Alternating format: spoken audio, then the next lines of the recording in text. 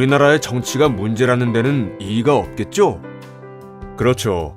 우리나라는 기업은 1등인데 정치는 꼴찌라는 말을 많이 듣죠. 왜 그럴까요?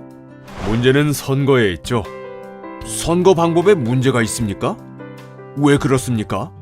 우리나라는 정치인을 뽑는 게 아니라 정당을 뽑는 선거라고 보면 됩니다.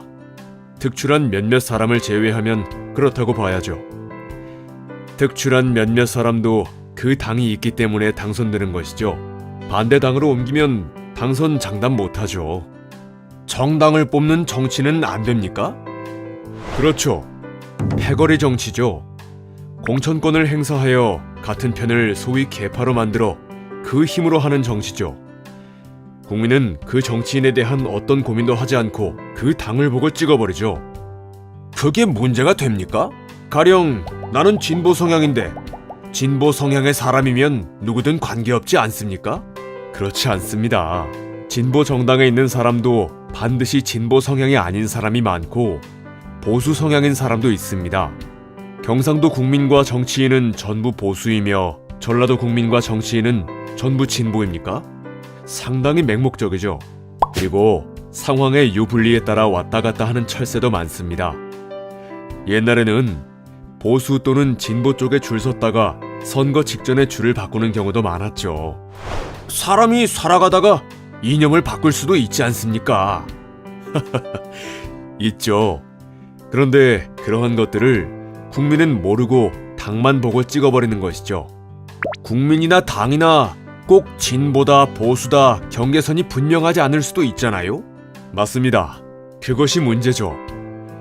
그리고 당이 어느 당이냐 보다 그 정치인의 모든 자격이 문제일 수 있는데 아무것도 고려하지 않고 투표소에 들어가서 당만 보고 찍어버리니 정체성도 불명하고 자격 여부도 모른 채 국민의 대표를 뽑고 있는 것이죠.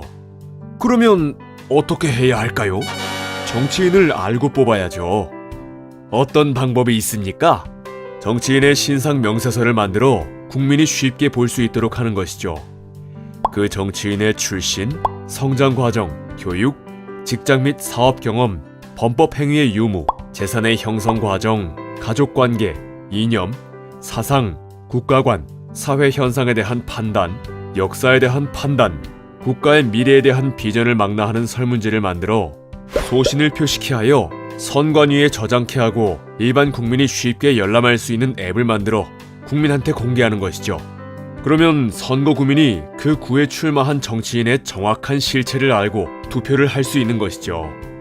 그 명세서가 있음에도 불구하고 정당만 보고 찍을 수도 있지 않겠습니까?